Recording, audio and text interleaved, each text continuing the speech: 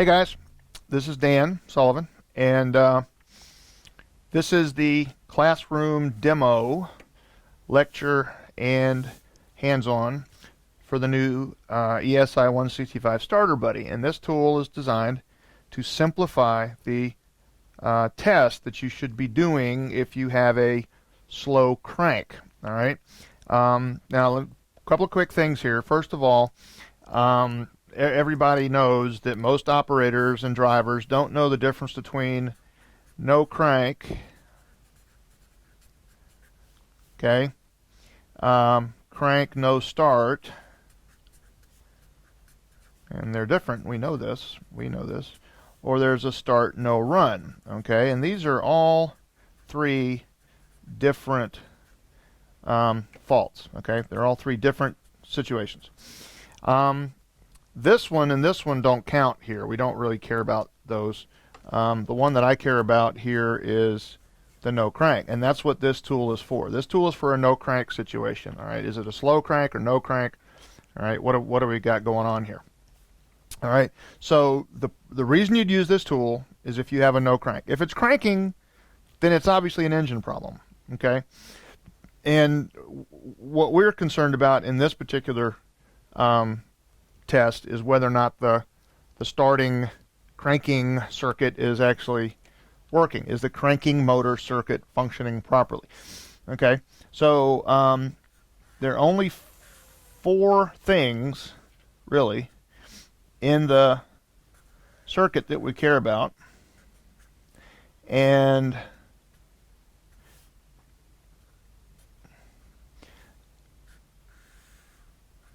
this tool actually can tell you which, if any of them, have failed. Okay, so first thing is you've got the battery. Okay, so that's obviously something that can fail, right? And we need to test it under load. If it's not under load, we're not really doing ourselves any favors.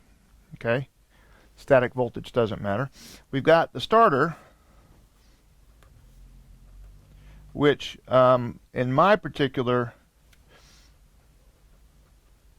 situation includes the solenoid because I want to reduce the number of tests I have to do. Okay, then you've got the positive cable, and then you've got the negative cable. Okay, and these are the only things that can fail in this particular circuit. And if it's failed, it's going to be one of these. All right. Well, the cool thing is that the Starter Buddy actually will tell you whether it's the batteries or whether it's the starter, or it will actually tell you whether it's the positive or the negative cable.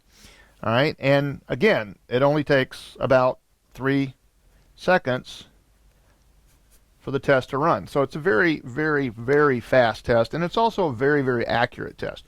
So we'll go through that. Now the other thing is, and this is important, a lot of people think they're doing the right thing when they do the starter amp draw test. Okay, well, the amp draw test is not a diagnostic test, okay? This test is not to diagnose a no crank. That's not what this is for. Okay, what this is for specifically is we need to know whether or not the starter is actually producing adequate horsepower, right? Okay, because the starter's got to produce horsepower. If it doesn't produce horsepower, it's not going to be able to turn the engine. All right, so you've got the starter, and then of course, as I said, you've got the batteries, or battery, depends on what you're working on, and you got the cables. Okay, and the cables are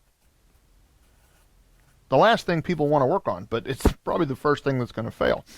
But here's the problem. To do the amp draw test correctly, okay, the cables must be perfect before you start, and the battery must be perfect before you start. Well, here's the problem. The amp draw test requires these two to be perfect to test this. But if it's a no crank, then it's one of these three, and we don't know which one it is. Okay, so fixing the cables and charging the batteries to do this test means that you're probably going to fix whatever is wrong up here by just getting ready to do this test correctly.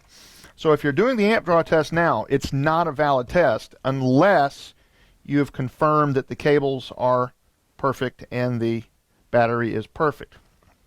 Okay, so that's the first thing before we get started, because a lot of people don't know the difference between these three, but we're doing a no crank, and a lot of people think that the amp draw test is a valid diagnostic test, which it is not. Okay, so this test does not work unless you check and confirm that both the cables and the batteries are perfect, and if you do that, then you probably fix this problem.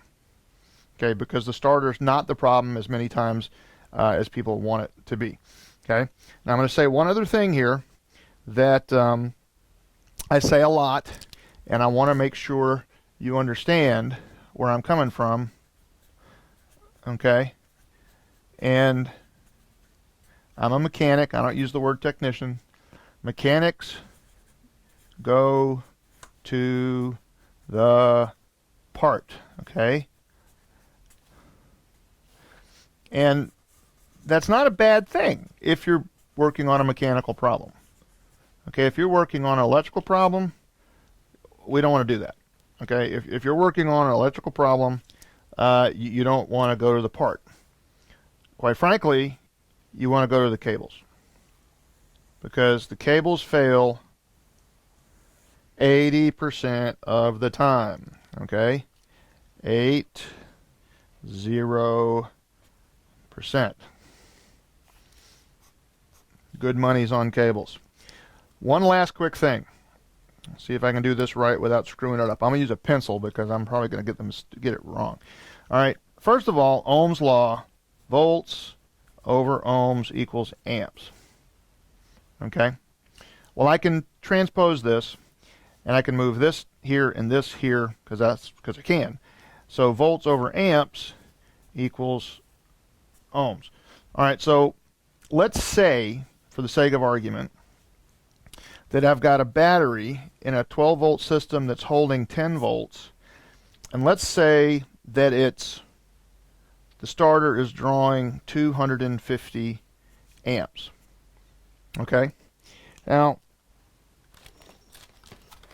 this is kind of interesting because we're dealing with a very small number here. So 10 volts divided by 250 amps equals 0.04. All right. Now let me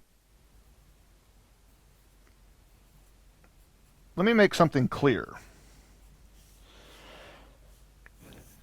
There's no way that I or anyone, without a really fancy, expensive tool that none of us are going to pay for, none of us can measure that. We cannot measure 0.04 ohms. Okay? Now, I want to show you something. If I take this number and double it to 0.08, which is still a number you cannot measure on a meter. You can't even see it. That's the problem. You can't even see it. Well, if I go back to the original equation and I say 10 volts divided by 0.08 ohms, then the question is, how many amps is that going to be? Okay, so I'm going to go 10 volts divided by 0.08 equals 125. Okay, well, I knew that was coming because of the way this works. But I want you to see this. Okay, this is what we're dealing with. This is a number you can't see. This is a number you can't see. We can't see the mechanical failure here. It's impossible. But going from 0.04 to 0.08, from one number that we can't visualize to another number that we can't visualize, to a number that is so small it's practically immeasurable, we lose half of our amperage. And the corrosion is going to drop 5 volts here. I mean, we're going to lose 5 volts with an additional 0.04 ohms. Okay, now that's bad. And the problem is that this is what kicks your butt more than anything else, But when this fails, people go here and people go here. Why? All right, because mechanics go to the part. I'm going to warn you. If you continue going to the part, meaning there, you're going to have fewer successes than if you go to the cables and simply clean them. Okay? And my running joke is there have been a lot of $600 cable cleanings with either free starters or free batteries thrown in. All right?